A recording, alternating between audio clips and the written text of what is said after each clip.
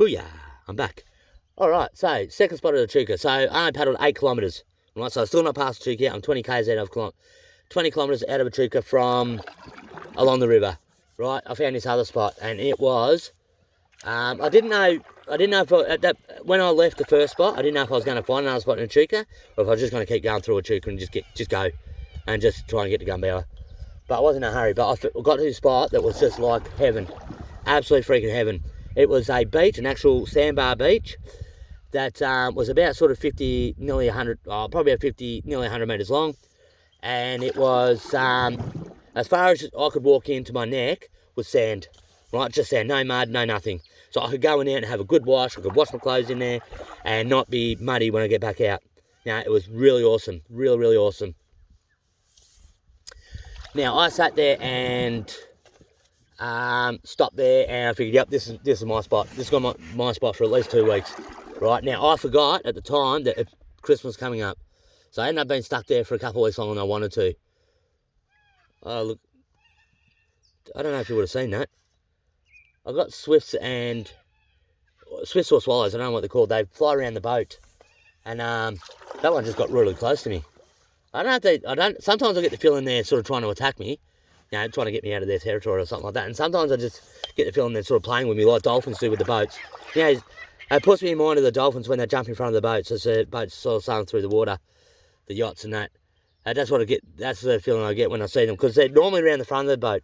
They normally sort of come around through the front there and across the front and all that sort of stuff. And sometimes they can, as aggressive as little birds can look, because they're kind of cute and whatever. Yeah, so it'd be funny if they're trying to get rid of me, eh? Yeah, I'm sort of 300 times the size of them, and they're trying to scare me off. Pink, just flick them off. Get away. But yeah, so that's the birds. Anyway, so I got to the spot of the Echuca, and I stayed there. I ended up staying there for about 5 weeks, I think, because of Christmas. I forgot Christmas coming up, and I messed up with not getting out early enough. Right. I had quite a few groups go through while I was there. I had quite a few groups.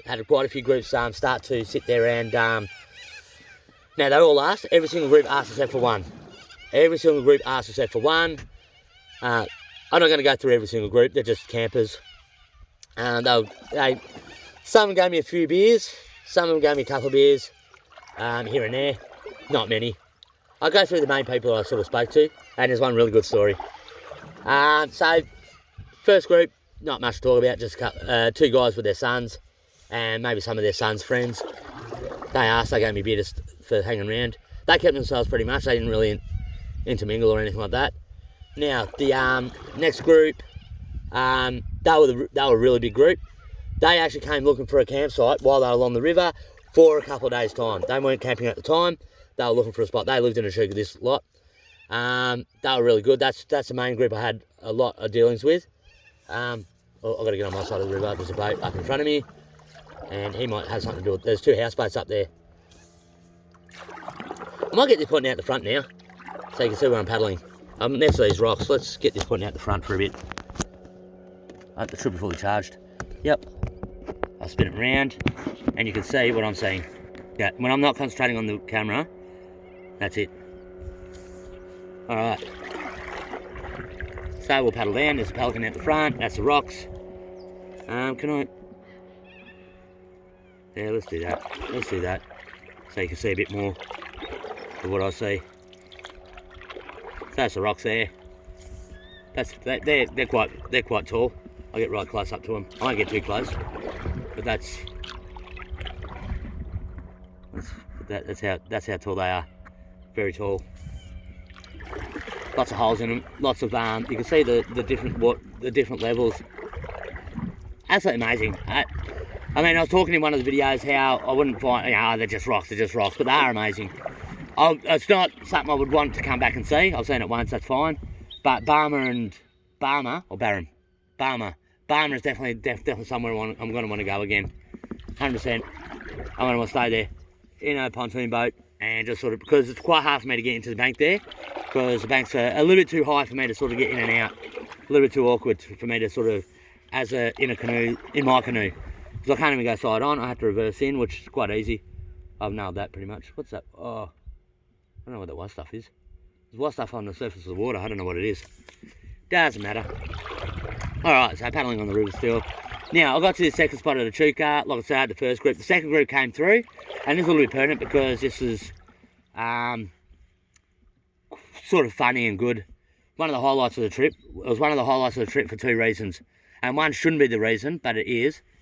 Now, I sat there. This group, they rocked up because they actually lived in Echuca. So they were skiing along the river just for the afternoon. And they came through saying that they were telling me, because I was on the beach at the time, that they were looking for a spot to camp. And I said, and I kind of think they were hinting a little bit, but I knew people were going to encroach. This is the second group came through. I knew people were going to encroach whether I said yes or no, because I was in quite a big area. It would have been selfish for me to say no. I don't know if I'd gotten any dodgy looking people if I would have said no. I don't know if I would have had the balls to say no. Yeah, I don't know. But I didn't have to, thank God for that. Most of the people there was one group that were dickheads,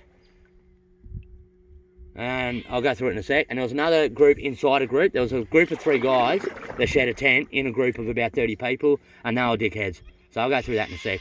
But this second group, so they sat there and rocked up in the boat, you know, with the kids and the wife and all that, the guy and his wife and that. And so we had a bit of a chat. We sort of sat there and spoke for like an hour. They stopped and listened to my story for an hour or so. And asked if they could, now this is about 2 weeks into me being there, the second group, roughly. Now they sat there and asked, yeah, they didn't ask if they could stop at where I was. I said, but, yeah, you guys, and I said to them, I said, you guys look like decent people. You're not going to have loud music? No loud music. Okay, you can stay here. It's the only thing I didn't really want. And I don't care about loudish music, but not blaring music. You know, that's just stupid in the bush. You can have loud music. I don't care about loud music, but when it's blaring, and you got, you know, every campsite on the Murray River can hear it, that's just stupid. So they said, no, we don't do that. We've got kids. You know, we're going to have a whole family there. You know, we're not idiots. Okay, yep. If you want to bring camp, because they said they were locals. I said, well, if you want to go home now and bring your caravan, leave it here, and I can say, I'll just tell them that you're my brother and you're staying here. And, you know, because if somebody sits there and yeah, we're going to have 30 odd people here. They didn't tell me how many people. But they said they did admit that they were going to have a hell of a lot of people at the campsite. And this is a big area. This was a big area. That group there had 7 caravans, 3 camper trailers. Those trailers that fold out into tents. And, I don't know, about 4 or 5, maybe 6 swags. Right, this is a big, big group. 35 people, I think I counted. I did have a video of that, but I had to delete it. I can't remember if I told you. I had to delete everything out of my computer, out of my phone. Because I had to do a factory reset, basically, because I didn't want the past Victoria to have evidence of what I'd done in case I used that to find me more money. So I had to do a factory reset. And the worst part is, the absolute worst part is I didn't even check my phone. Didn't even check it at all. So I lost everything for no reason. Let's be honest. No reason in the end. At the time it was a very good reason. But in the end there wasn't a good reason for doing it. So unfortunately. Anyway, so they rocked up. They brought the caravan down the next day or so. And then they rocked up a couple of days after that. And they stayed there. Now, nothing really much happened. They gave me a beer. He did buy me a tin of, the guy actually did buy me a bucket of, or a punnet of worms, bait. Just for saying, you know, just as a thank you for let me stay there. The grandmother was there. She was quite a proud grandmother. Oh, this is my whole family. Because she rocked up before everyone else. She rocked at the same time as the son brought the caravan down, the bloke. And it was her, actually it was the son-in-law. It was the wife's parents. Now, she rocked up, and she rocked about a day or 2 earlier than everyone else, right? And we had a few chats and all that sort of stuff. And she was, yeah, very proud mum, very proud grandmother. Definitely the matriarch of the family. And, yeah, so she rocked up, and then everyone else started rocking up and disappearing and all that sort of stuff. That's fine. Now, on Christmas Day, because that was a group that was there on Christmas Day itself, they went back into Echuca, right? The whole group, right? 35 people, they were all gone. And I had the whole campsite to myself on Christmas Day. I can't really remember what I did. I don't even know if I caught a fish or not. But when the grandparents come back, the guy, the bloke, the grandfather, now I don't know if he's the actual grandfather or a stepfather or married or not married or whatever, but I'm just going to call him grandfather. So the grandfather sat there and came over and brought me over a big punnet of, oh, this is amazing. He brought over a big punnet I'll just push it back a bit so it lands a bit back. That's it. A big punnet of Christmas ham, and I think it was in foil, if I remember correctly, wrapped up in foil, and it was still quite warm, of roast veggies, like potatoes, pumpkin, carrots and all that. Freaking brilliant. And he gave that much of it to me that it felt like a normal Christmas day where I was sitting in the chair after I ate, because I ate it the whole lot. I would sit there and suggest it's 2 Kenny meals, but I ate it in one arvo, in one sort of night after they rocked up again. So I just make sure the camera's clean. Yeah, I ate it just in like an hour and a bit, and it felt like I was like, because like I'd lived on fish and tin food. That's all I'd had. In fact, I don't even think I'd really caught any animals at that stage yet. I don't think I'd caught any animals in my traps because I was too nervous about getting them. Oh, no, I hadn't, but I was close to. I think not long after that, I got my first duck. Actually, no, I had gotten a duck. I got a duck at the first campsite. Sorry. I forgot to mention at the first campsite in Echuca, where the old guy came in, I sat there and caught a couple of cockies and a couple of ducks.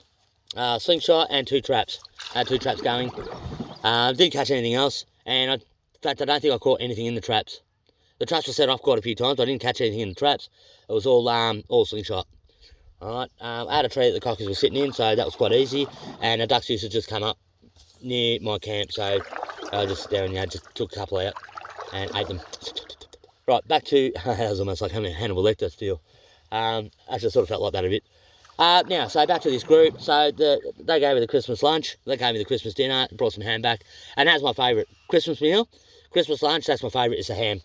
I would sit there and grab the whole ham off the table if I could. If I could be an arsehole, I'd grab that whole ham off and just slice it off until I'm full and give it back to them. Right? In fact, I probably wouldn't give it back to them because I know I wouldn't be full the next day. I'd have it the next day and then the next day. I'd keep it for myself. I really would. I love it that much. And roast veggies aren't too bad. These were only lukewarm, so it wasn't the greatest, but it was obviously better than nothing. It was better than fish and it was better than tin food. Right? And it wasn't better than duck, but it was better than fish. No, I'd say it's better than duck. About the same as duck, I suppose. About the same sort of meal. It wasn't fish and it wasn't tin food. That's all it worried me. So anyway, so he gave me that. That was a massive highlight. That was a massive, massive highlight at the time of the trip so far. Then I got to another point where I sat there and I got a houseboat up in front of me that might have people sitting there. Then in that same group, there was a guy called Wayne. Now, he was such a nice guy. He was about 60-odd, 65-ish. Lived in, actually, he knew Brett Mullane. He lived in New South Wales. I think he said something about being near Hay somewhere. Now, I don't know if Brett Mullane, because he's a guy that I used to work with. Anyone at Swissport will know him, or anyone that's been in Swissport for a while will know him. Actually, there's probably not too many people still at Swissport now that would actually work with him.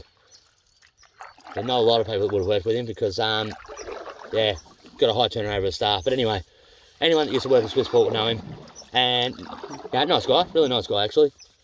He sat there and this Wayne guy knew him from a footy group team that he dealt with. Now, I don't know if he used to live in Victoria and Brett used to play footy at the same in Victoria, New South Wales or whatever. I don't know what the deal is, never explained that, I never really asked. But he did know Brett Mullane quite well from at that point. Now, as far as he knew, he was still at the airport, but he wasn't. He hadn't been at the airport for a lot, probably 10 years. He'd gone to the docks last I know, he left to go to the docks. I don't know what's going on now. I think he had a kid. I think somebody said he had a kid. I think he got like a son or something like that. Married, got a son or whatever. He knew him. And then, like, every time he came up, this Wayne was such a nice guy that every time he came up, he asked, do you want a beer, do you want a beer, do you want a beer? Because he had to go past my tent to get to his esky from the beach. And we'd sit down at the beach and talk sometimes as well. Because I had my little alcove area for fishing, but I was fishing straight off the beach. But because there was the groups were using it to swim during the day, I figured it would just be me. I figured I'd just do the whole, I'll fish down a bit further and let them use the beach. That way I could fish all day. So, yeah, we used to fish at the end of the day, or first thing in the morning, and at the end of the day we used to sort of sit there and next week and have a chat, fish and have a chat and whatever. So I did take a couple of beers off him when we were doing that. I finally said yes, I finally broke. It almost seemed like it was upset that he couldn't give me a beer. Really, so, I sat there, I'll have one. So I did that. Looks like there's people on the back. back deck of the houseboat. Now, I sat there and when he left on the last day, he sat there and gave me some food, right? Now, he gave me some, because he had like the freezer and that, like one of those ones you plug into the battery pack and whatever, and he had probably would have had a proper one inside the caravan as well, if he had a caravan. Hang on a sec. Sorry about that, just had to spit out. Now, I sat there and when he left, he gave me quite a fair bit of, what do you call it, food. Like, he gave me a packet of frozen peas, a packet of frozen corn kernels, and a packet of corn on the cob, right? Now, he sat there and the corn on the cob, right? Now, I like veggies. I mean, I muck around going about liking junk food and that, but I like my veggies as well. I like eating veggies. But I sat there and got the corn on the cob, and I sat there and I've had to talk a bit softer because I'm going past it, but it's got people on it. Now, I've sat there and just did the whole typewriter like this along the corner of the cob, right? I sat there, whacked my hand in, fucking whack like that, out like this, because again, I hadn't anything like it for a while, and like this along like a typewriter, right? Really enthusiastic, slide it down straight, all that sort of stuff, and then like this, and I looked in the bag, the fucking things were off. Like, he was having problems with his fridge, and the frozen peas were actually warm and mushy. They hadn't been opened, but they were warm and mushy. These corn kernels were a little bit warm, but they weren't too bad. They weren't too bad at all. But I sat there and, yeah, they were off. They were actually off, like, had yellow bits on it and all that sort of stuff. So I sat there and had to, yeah, peel like this. You fucking bastard, like this. And I had to laugh. Like, he's such a nice guy trying to help me out, and he sat there and, made sure, just gave me off food. Couldn't believe it. Now, the peas I wasn't going to trust because they were warm. How we going? Yeah, the peas were warm, so I didn't touch those, but the corn kernels themselves were still actually frozen. So I smashed those down. I just got a spoon and started eating out the packet. I had to finish the rest of us the next day, so they were quite nice. I was really happy with that. All the way down. I start all the way down to Goolwa. Yeah, I started at Yarrawonga. So, Yarrawonga in Victoria. So, it'll be nearly 2,000 kilometres. Wow. Yeah, so, pretty happy. I'm pretty happy I'm nearly at the end. Yeah, we're going the right way. Yeah, thank God, thank God. Yeah, thank God for that. Have a good one, guys.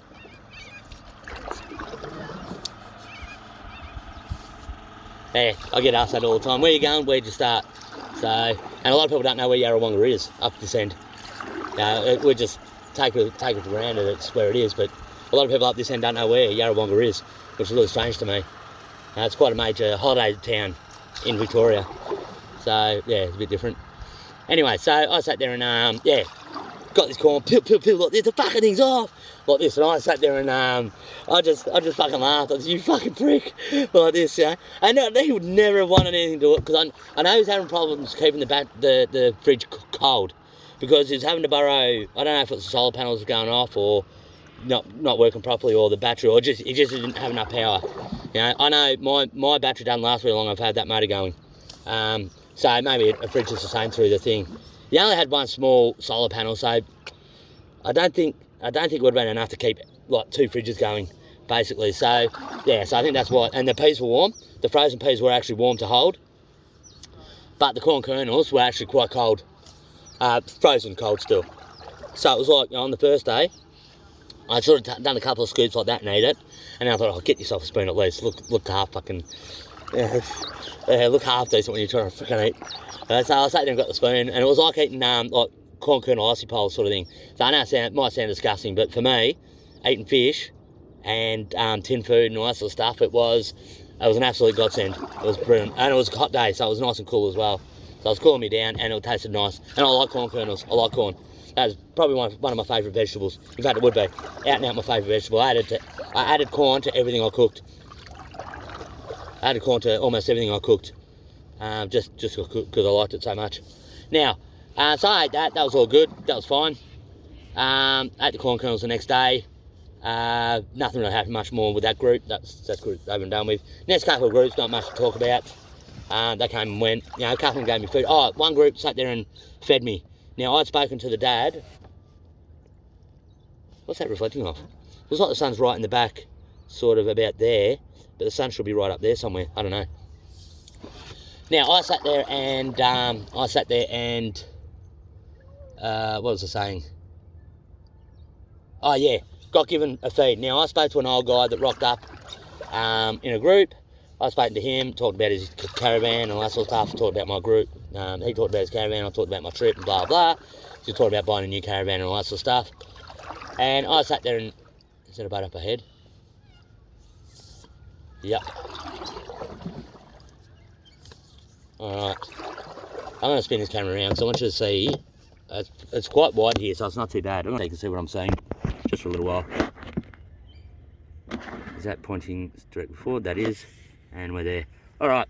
So I sat there and... So the next group rocked up, another group rocked up, and... Now, I sat there, there's people on the side there. Oh, it's a dog. People talking to a dog. Oh, actually, I should have asked those guys if it was Easter. There's another houseboat up the front here. I'll try and ask them. Now, I sat there and... I say that a lot. I sat there and that's to do with that. That's the two things I say a lot. I'm just going to say it again.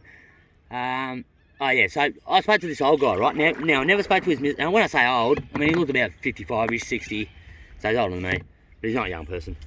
Now, I spoke to him and told him about what was going on, what I was doing and all that sort of stuff. Now he sat there, his missus, I hadn't even spoken to her, I think I might have said hello to her, I would have said hello to her, I would imagine. But I hadn't spoken to her at all, right? And she came out, and I had a tin of food that day because I hadn't caught anything for a couple of days because the speedboats were starting to come out. Now, it was one of the problems at this next spot at Echuca, a lot of speedboats around, so it made it quite hard for fishing. Now, I sat there and, what do you call it? Yeah, she walked out of her caravan. I was going around to the side of my thing to put my dishes away and all that sort of stuff. And she came out of the caravan and handed me a plate of food. I had like chicken, cordon bleu, and a couple of bits of salad. Right, now I never asked for it. I didn't want it. But she sort of basically said, she put it in my hand, basically shoved it into my hand and said, yeah, you eat that. You know, he's told me, blah, blah, like that. And I said, that. And I was going to, just acting like a mum, basically. And she's not that much older than me, really. I mean, she looked a lot younger than him. I don't know whether she was or not, but she looked a lot younger than him. And she sat there and, shoved it in my hand and said, no, you're eating it. Do as you're told. Well, okay, no worries. Now, the next night, and that wasn't too bad because we were right next to the tent. Well, they were camped right next to me, right? Now, the next night, another guy came over and did the same thing. Right, because obviously got around the camp what was happening. And they did ask me if you need any help, just ask. And I said, yeah, no, I appreciate that, all good. And he came over and said, there you go, have something to eat. Now, he had to walk right past the whole camp, right? Their whole camp. Again, there was about sort of 25, 30 people in that group. And he had to walk past the whole group to give it to me. And they saw him do it. And then I had to do the walk of shame to take his plate back. And now I don't want to say unappreciative. Absolutely not. I absolutely 100%, anyone that knows me knows that I would appreciate something like that. But it was really embarrassing for me. I didn't want it to start with. It's not part of the trip. I wanted to leave the land. I didn't want to be, I wasn't there to scum off people. I mean, that is not the trip, scum off people, yeah, they brought he brought the second plate over and we go, don't tell me this is going to happen every freaking night. And, and it didn't. That was the second night he did that. I did actually take one more lot of things off him because he was going to throw it out, going to feed it to the dog. And I couldn't have it. He walked around, this is the same guy that brought the food over the second night. Right. Now, he offered to go into town to get me stuff. I didn't need it at the time. Actually, no, I did. I had to get a fuse because I broke my inverter. I'll go through that in a sec. Probably about 24 minutes. So, I sat... I talked about the inverter.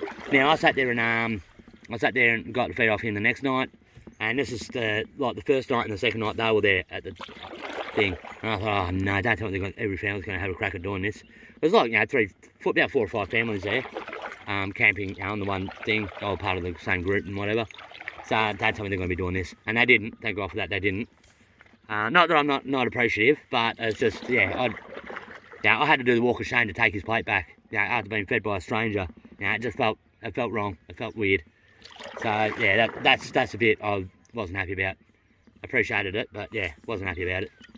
I wouldn't say I wasn't unhappy. I was just embarrassed about it, which made me unhappy about it, I suppose. Now, so that happened. That group left. That was fine. They did that. Now we're getting onto a dodgy group. Now I had another family rock up, and again they came along the river and looking for a spot. I said, "Yep, you can come in." And they had, in fact, they probably had about 50 or 60 people, but a lot of those were staying in caravan parks as well. So I had about 30 people on the campsite, and I had about 30 people rocking up from around the joint because this beach was that good. They left their boats there, and because I think the boat belonged to somebody that stayed in the caravan park, they just left it there so they didn't have to bring it up and down all the time. Because it's actually quicker along the road than it is along the river to get to anywhere really, anywhere, because you don't have to do all the turns. You don't have to do all the bends that the river has. So I sat there. I feel like I'm droning on a bit, but yeah. So they rocked up. They were quite a nice group. I did have to actually have that guy. Oh, sorry, just with that previous group with the food. Now he walked around with some sausages on bread. he walked around with some sausages on bread, and to a lot of his people saying, "Oh, do you want it? Cook too much up for my family. Do you want it?" And everyone was saying, "No, no, no." He goes, "Oh, I'm going to feed it to the dogs." I heard him say it, and then he comes over to me and goes, "Do you want it?" I said, "Yep, absolutely. Don't waste it on the dog. I'll have it." So I did eat those. I got 3 of them. Three sausages, 3 pieces of bread, and a bit of tomato sauce, and there were no onions. And as he went to walk, I was, hey, don't go away, what's going on? Like this, and he sits and he goes, what? Like this, I said then and said, mate, where's the onions? I said, bunnies have onions, mate. And he sits here and he goes, like that, and he was almost pointing to one of the other people saying, "Oh, he took the last of it," and all that sort of stuff. No, mate, don't worry about it, I'm just joking. Just taking the piss, man. Yeah, you're right, mate. Thank you very much. And so he sort of walked off, all confused and dazed and whatever. So that was pretty funny. Now, he sat there, so that group left, I got the next group. Now, this group had a dodgy group in them, right? Now, there was a group of 3 guys. There was a tall guy. I might start a new video because this takes a little bit.